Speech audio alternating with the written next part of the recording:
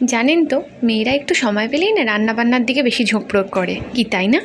আপনারাও কি এরকমভাবেই আমার মতো সময় প্রয়োগ করলেই সময় পেলেই একটু একটু করে রান্না প্রয়োগ করতে থাকে নতুনত্ব? সেরকমই একদিন মায়ের যখন একটু কাজের প্রেশার হয়ে যায়, তো আমার রোববারও ছিল, আমার একটু সময়ও ছিল হাতে, ভাবলাম মা তো কাটাকুটি সব করেই রেখেছে, আমি একটুখানি ঝোল বানাবো যেটা পুরো ভেজের মধ্যে, আর তার সাথে থাকবে বেগুন ভাজা, কারণ ভাতের সাথে কিন্তু গরম গরম বেগুন ভাজা খেতে বাঙালিরা খুব ভালোবাসে, কি তাই না?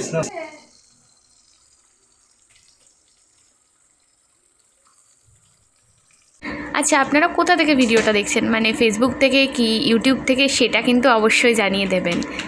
আমি কাটাকুটি করতে এই যে আলু খোসা ছাড়ানো এগুলোতে একদমই এক্সপার্ট নই। তবে আলুর খোসা যদি ঠিকঠাক ছাড়িয়েও ফেলি, কিন্তু এই আলু কাটার স্টাইলগুলো একদম প্রপার ওয়েতে আমার যদি পারে, সেটা আমার মা খুব ভালো করে পারে।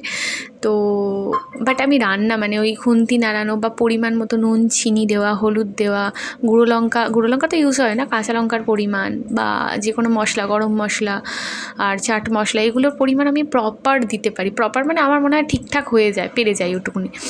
কিন্তু আমার খুব ইচ্ছা তার জন্য কাটাকুটিটা শেখার। এর আগেও ভিডিওতেও হয়তো আমি বলেছি যে কাটাকুটিটা আমাকে আর একটু শিখতে হবে, কিন্তু আমার ভীষণ ল্যাদ লাগে যখন আমাকে মা বলে যে আচ্ছা আনাজগুলো কেটে ফেলতো দেখি, তখন আমার মনে হয় না তুমি কাটো, আমি বরং রান্নাটা করে দেবো। কেন জানি না আমার এত ল্যাদ লাগে। আপনারা তো কি এইরকমই ল্যাদ লাগে সবজি কাটার সময়? আর জানেন তো, রবিবার না মাংস খেতে খুব ভালো লাগে। আমার হচ্ছে চিকেনটা বেশি ভালো লাগে রবিবার, আর আলু দিয়ে চিকেন, ছোটো ছোটো চিকেনের পিসগুলো বাবা চিলি চিকেনের মতো করে কেটে আনে, কিন্তু সেটা হবে আলু দিয়ে, দারুণ লাগে, কি বলুন? অনেকে না বেগুন ভাজা খেতে ভালোবাসে না, তাদেরকে এই যে বেগুন সুন্দরী টাইপের যে বেগুন ভাজাগুলো হয়, বেগুনের মধ্যে অনেক রকম মশলা দিয়ে ভালো করে ম্যারিনেট করে যদি ভাজা যায়, সেটা খেতে কিন্তু অসাম। বেসিক্যালি বেগুন ভাজাটা আগে করে নিয়েছিলাম, ওর মধ্যে দিয়ে দিয়েছিলাম হালকা নুন আর বিভিন্ন যা যা মশলা ছিল, 3-4 রকমের মশলা দিয়ে ম্যারিনেট করে ওটাকে ভালো মতো ভেজে নিয়েছিলাম। আর তারপরে যে তেলটা বেঁচেছিল, সেই তেলটা কিন্তু আমরা নষ্ট করিনি, সেই তেলটা দিয়ে করে নিয়েছিলাম ঝোলের যে সবজিগুলো ছিল সেগুলো ভাজা ভাজা। আর ভাজার সময় আমি হালকা পাতলা মশলা দিয়ে দিয়েছিলাম। আর এই ঝোলের বিশেষত্ব হচ্ছে এর মধ্যে একদম বড়িগুলো, যেটা বড়িটাকে আগে আমরা ভেজে নিয়েছিলাম, তো বড়ি দিলে কিন্তু ঝোল আরও বেশি টেস্টি হয়। অনেক রকম সবজি শরীরের জন্য তো ভালোই, কি তাই না? কি আর বলবো, এখন আমার অবস্থাটা এই, কাজ করতে করতে দিন চলে যায়, নিজের খাওয়া দাওয়া রান্নাবান্না নাই। এটা না একটা কবিতা, সেইটা থেকেই আমি একটু অন্যরকমভাবে শোনালাম। এছাড়াও আমি এই দিনকে আর একটা সুন্দর রেসিপি করেছিলাম, যার ভিডিও আমি আগের দিন দিয়ে দিয়েছি, যেটা আছে বড়ার ওপরে। বেসন দিয়ে অনেক রকমের বড়া, লঙ্কার বড়া, টমেটোর বড়া, তারপরে হচ্ছে নর্মাল যেটা পেঁয়াজি টাইপের হয়, পেঁয়াজ দিয়ে বড়া, দারুণ লাগে খেতে কিন্তু।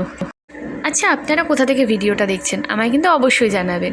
বেসিক্যালি আমি থাকি খড়দাতে, তো আপনারা কোথা থেকে দেখছেন আমার জানার খুব ইচ্ছা রইল। ভিডিওগুলো যদি ভালো লেগে থাকে অবশ্যই সাবস্ক্রাইব করে রাখবেন, তাহলে আমার সঙ্গে কিন্তু অবশ্যই টাচে থাকতে পারবেন। আর সুস্থ থাকুন, ভালো থাকুন, আর মজা করতে থাকুন। টাটা, আজকের মতো এই পর্যন্ত। আসছি অন্য রকমের ভিডিও নিয়ে খুব তাড়াতাড়ি। সুস্থ থাকুন। আমি তো ছাড়বো না, ও ছাড়ুক, কারণ আমি আলাদা।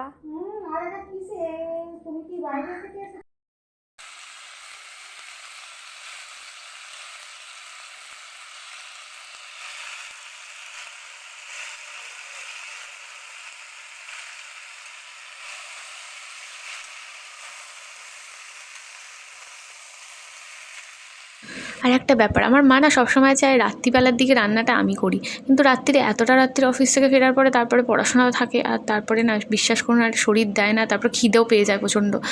আর রাত্রিরে যদি আমার পড়া না থাকে আমি মাঝে মাঝে রান্নাবান্না করি, আর নইলে পরে রোববারটা আমি রান্নার জন্য রাখি। বেশ ভালোই লাগে, মনটাও ভালো হয়ে যায়, আর নতুন নতুন রান্নাও শেখা যায়।